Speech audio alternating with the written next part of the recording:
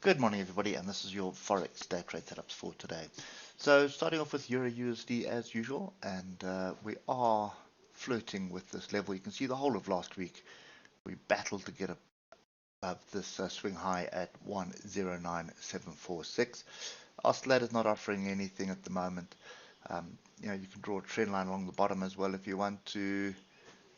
Call that a flat top triangle. I don't think so. I think it's more than likely a range of sorts, something along the lines of that.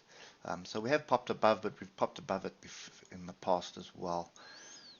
So when you look at it like that, this is not something I want to be trading. So looking to leave this one alone. I think there's more than likely you can actually just extend it to that level there. So more than likely still a range. I think what you're looking for is either a pullback onto structure and then wait for that to happen. But I think probably you need to give it a day or two before jumping on this.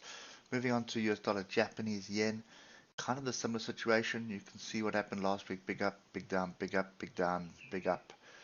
Look at the oscillators, grouped, well, not grouped to downside, but they have separated with diversions. This is looking like this is the place to buy. So if we move across to the hour, you'll see a bit of a different picture. And on the higher time frames, it's looking like a fairly decent place to buy, and on the lower time frames, it is looking like a rejection here. You can see a crossover of the moving averages, looking like a bit of a double top that is brewing.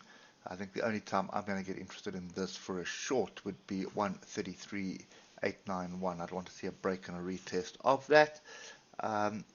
For a long, I'd want to see the moving averages cross over, start pointing to the upside, and then wait for a break above 134.576 and then pull back onto support. So the dollar is looking a little bit confused for me, so we'll be leaving that alone today.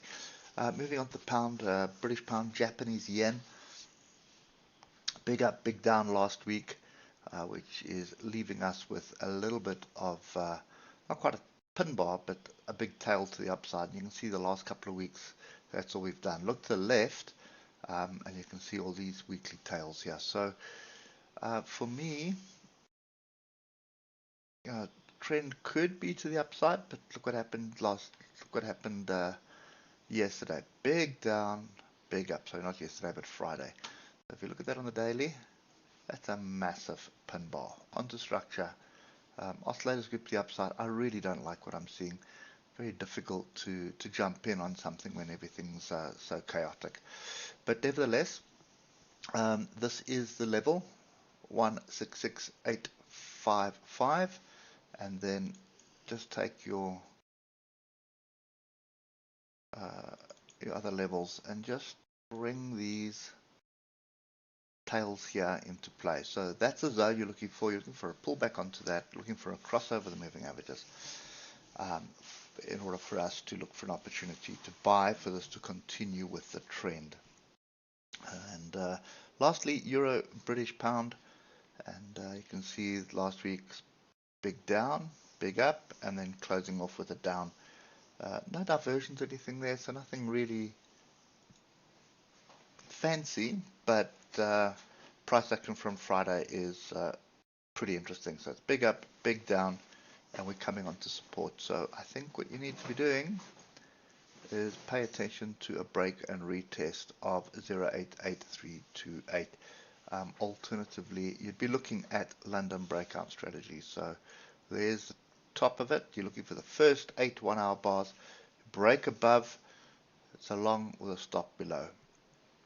That's kind of the view that I've got at the moment. But these wild swings is not filling me with much confidence in a direction at the moment. So more than likely just sit and wait for structure to break before jumping in on Forex. Anyway, that's kind of me for today. I hope it helps, and we'll catch up with you tomorrow. Cheers for now.